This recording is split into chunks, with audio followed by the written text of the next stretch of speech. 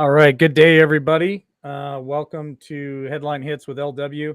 It is April the 4th, 2022. A lot of things in the headlines today. We'll just dive right in. Let's talk about it. Some pretty interesting stuff. Let's talk about China. Shanghai Disneyland suspends operations indefinitely over China's sickness failure.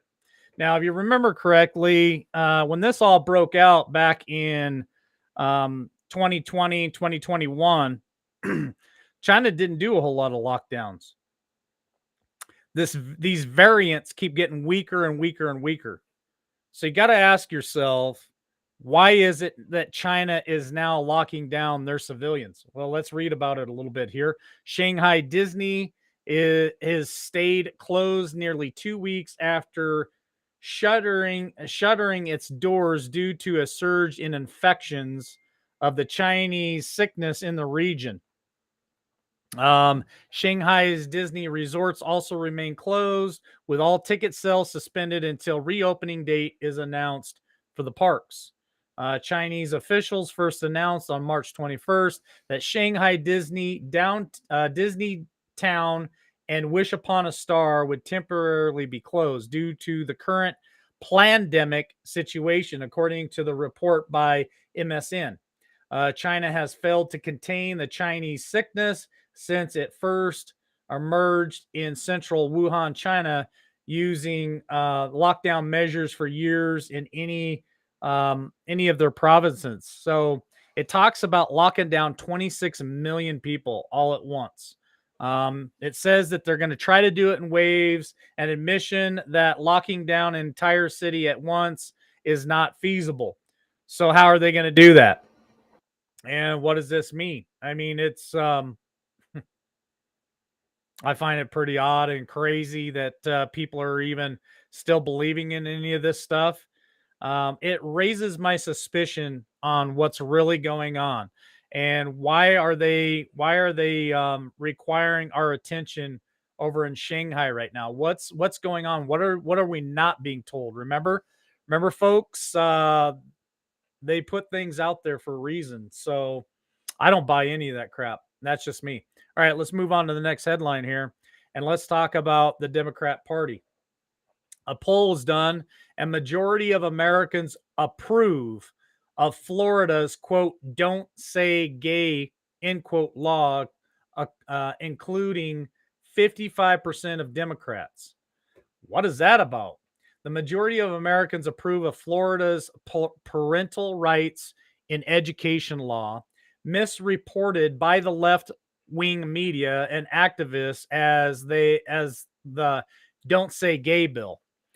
So they're pushing a propaganda about the right being against these people, and it's not about being against these people. It's about we don't want our kids subject to it. Period. And the other thing is we talk about parents' rights constantly here. We talk about, well, the parents are starting to get their rights back. Listen, parents, we never lost the right. We just never stood up until now. So according to the poll published by the Educational Board at the Wall Street Journal, that includes 55% of Democrats and 53% Americans who voted for Joe Biden. So that's a big number if you take a look at that. And these are people that are supporting parents' rights. The bill that Governor Ron DeSantis signed into law, which does mention gay in its text, prohibits classroom instruction on sexual orientation or gender identity in Florida public schools and kindergarten through third grade. When Americans are presented with the actual language of the new Florida law, it wins support by more than 2-1 margin. So, again, that's a win. And people are starting to really stand up. So let's hit the next headline. And let's talk about the border yet again. The border is back in the news, and we've talked about this, I think, last week. I'm going to hit it on it again because it's back in the headlines. Biden opens border to immigrants, keeps mask mandates for traveling Americans. Do you need me to reread that again? Listen to this, folks. For those of you still wearing the diapers on your face. For people out there still believing in this crap, I want you to listen to what the headline says. Biden opens border to migrants, keeps the mask mandates for traveling Americans.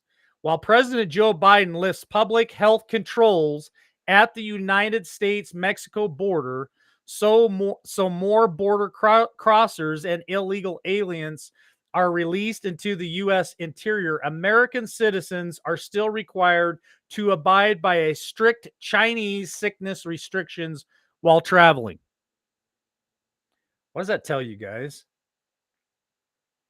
What does that tell some of you who maybe never seen headline hits before? Maybe you're just waking up.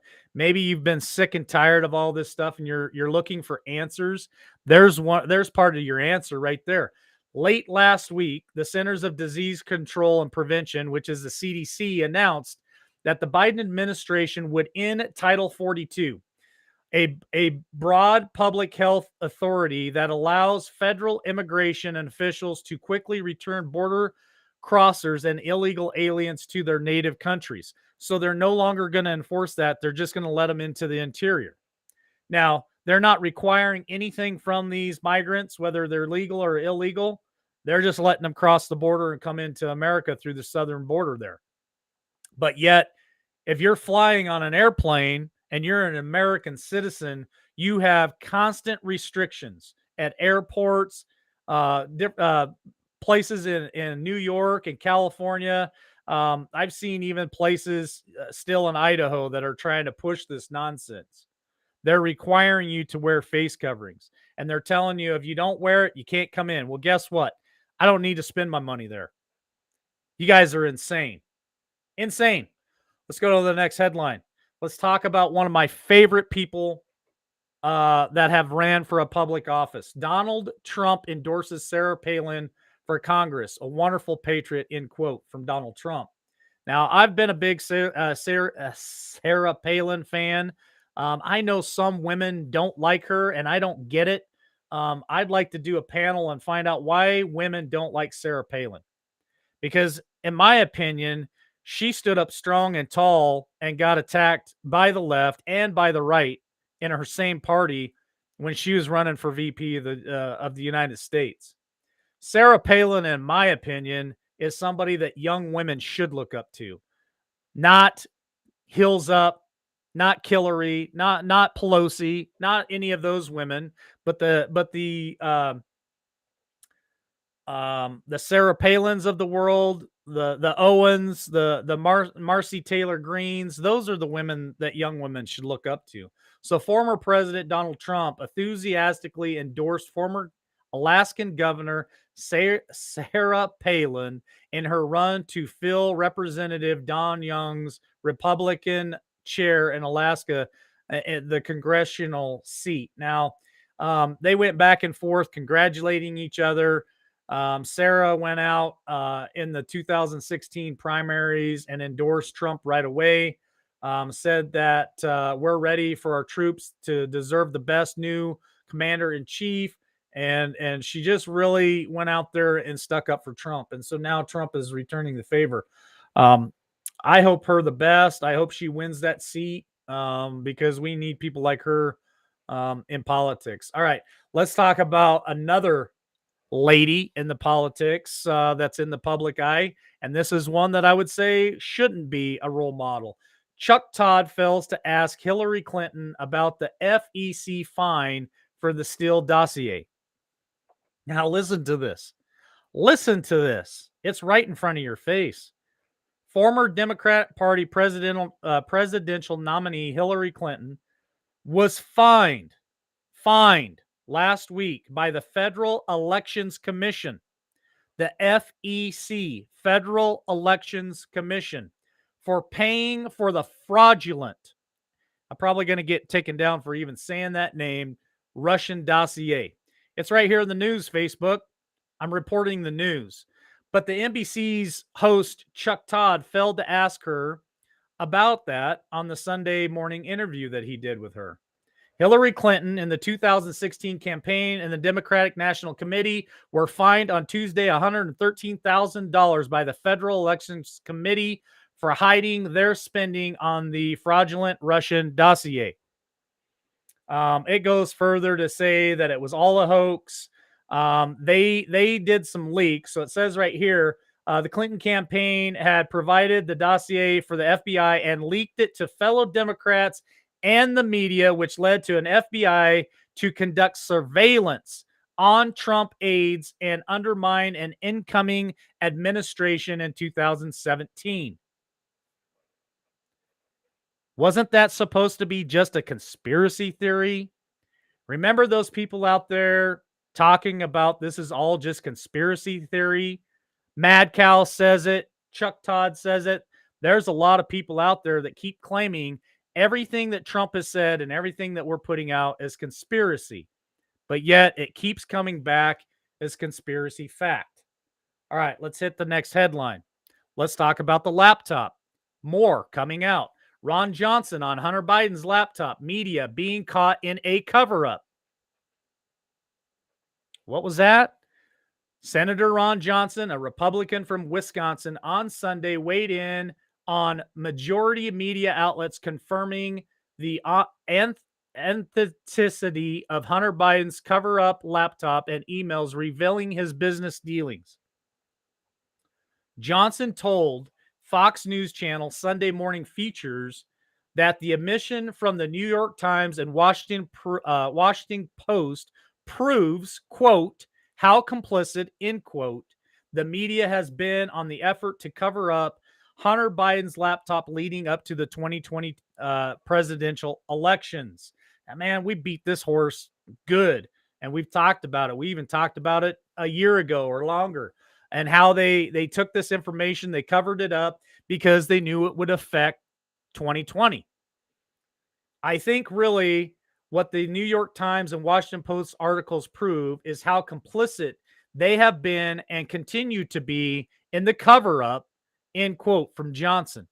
Quote, and you know, quite honestly, that they're not impartial. Their advocates are for the Democrat Party and the radical left. You know, the Washington Post learned a lot of lessons from their coverage on Nixon. When they get caught in the cover up, that's what's happening with the media. It's being caught in a cover up right now, and they're being caught in their own lies, end quote. So there it is, right there in front of us, folks. We've been talking about that too. That was supposedly another conspiracy theory. Now it's become conspiracy fact. Well, let's talk about the man himself. Let's talk about Hunter Biden. Let's get your blood pumping a little bit this morning when you find out what we're paying for. So a report is that the Secret Service pays $30,000 a month for a Malibu mansion to protect Hunter Biden. Now you got to ask yourself, why are they spending all this money to protect this guy? And it's not their money they're spending, folks. It's our money. It's our tax money that they're spending. So let's read a little further here. Hunter Biden is renting a home in Malibu, California for $20,000 per month. Man, that must be one hell of a place, right? And the Secret Service is paying $30,000 per month to rent an adjacent home to provide him with 24/7 protection, according to the report Monday by ABC News. The president's son is living in an exclusive location and pursuing his art career, even as critics call for special counsel to take over the investigation into his alleged interference peddling, which is documented in his infamous laptop, now verified. So the laptop has been verified, which again was conspiracy theory, right? And now he's living in a mansion in Malibu and spending $20,000 a month, and our Secret Service is spending $30,000 a month to protect him. Why are they protecting him? Is it just because he's the president's son, or is it something more? Hunter Biden is apparently spending his father's presidency living in luxury in Malibu, and so is the taxpayer-funded security detail. Let me reread that. And so is the taxpayer-funded security detail. The security service Detail protecting the president's controversial son has been paying more than $30,000 a month to rent a schwanky Malibu, California mansion for nearly a year. Sources familiar with the matter tell ABC News. In Malibu, Hunter Biden's digs include a 4-bedroom, 3-bath resort style home with an open floor plan, vaulted ceilings, chef kitchen, and French doors, according to the description on the property's listing. The mansion also features a spacious park like yard with a pool, spa, and built in barbecuer, and a Francisco dining, according to the listing. The home in which the Hunter Biden lives appears to be a secluded location listed at one tenth of the value of the neighboring homes, although the real estate site is put a value of a home of about $3 million. So if he's living in a $3 million mansion for $20,000 a month, and Secret Service is living in a $30,000 month mansion, how much is the mansion they're living in? There's your taxpayer dollars hard at work, folks. All right, he's back. We asked when. Now we know. He's showing up tomorrow, folks. Barack Obama plans White House return to cheer on Obamacare with Joe Biden and heels up Kamala Harris.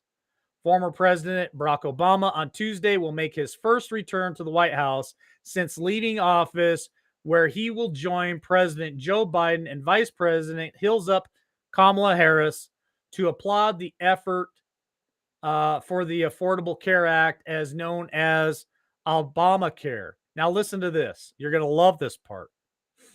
Obama is scheduled to, quote, deliver remarks celebrating the success of Affordable Care Act and the Medicaid in extending affordable health insurance to millions of Americans as part of the president's agenda to cut costs for American families, according to the White House agenda seen by The Hill. Remember that? Remember that Obamacare was going to cut your costs by $2,500 a year. You were going to be able to keep your plan and keep your doctor. It was a total flop. It was a total failure. And now they're pushing it again. Now listen to 12 years later what you get to look forward to, folks. Ongoing efforts to strengthen the act are expected to be touched on, added to a policy first signed 12 years ago during Obama's first term in office. Now, listen to this. 12 years ago, I proudly stood beside President Barack Obama as he signed into law the most consequential expansion of healthcare in generations, the Affordable Care Act, Biden said in a statement making the anniversary of the policy. With a stroke of a pen, after decades of tireless efforts, millions of Americans gained peace of mind. And because of my administration efforts, including passing the, listen, landmark American Rescue Plan, remember that was $1.9 trillion, we have lowered healthcare costs and made coverage more accessible than ever before. This is Joe taking credit for this, folks, even amidst a global pandemic. Now, House drinker Nancy Pelosi, a Democrat from California, has already revealed her beliefs. Her greatest accomplishments in political realm is Obamacare. She said that to Breitbart News. Now, listen to this. This is where it gets really good. You guys, you guys look forward to this.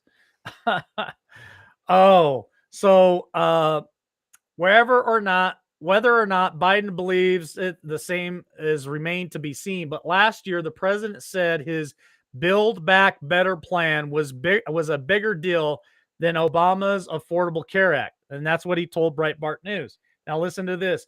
Biden outlined why he backed his plan against Obama's, telling in an interview, it is big. Man, some of his speeches just drives me crazy. It is bigger not because what he did wasn't enormous. He broke the ice enormous, but part of what I have in here is also increased access to Affordable Care Act, and we reduced, here we go, buckle up. And we reduced the price of average of $60 per month for everyone in the Affordable Care Act. So remember, they promised us at least $2,500 a month of savings. A lot of people started paying more. Now they've whittled it down to, if you sign up for the Affordable Care Act, you're going to save maybe $60 a month. Wow, that's a big accomplishment. Such a great deal. I'm so happy that we get back to Obamacare, because if you guys remember correctly, it was one of the first things that Trump did when he got in office. He started gutting that thing like nobody's business. And there's a reason why, because it doesn't work. It doesn't work. It failed miserably for 8 years. And now here we are. This guy is trying to breathe life back into it. And he's got his little co host guy there showing up tomorrow to, I mean, he hasn't been around for forever. And now he's got to come jump back in and talk about Obamacare. All right, folks, that's headline hits for today. I'll be back on later this afternoon at 3 p.m. Eastern Standard Time on Podbean with Diamond In. So see you guys there. And then later tonight, we got a new guest coming on tonight. You're not going to want to miss it. 8 p.m. Eastern Standard Time right here on YouTube, Twitch, and Facebook. New guest tonight. I'm not going to tell you who it is, but it's going to be awesome. So you guys check it out.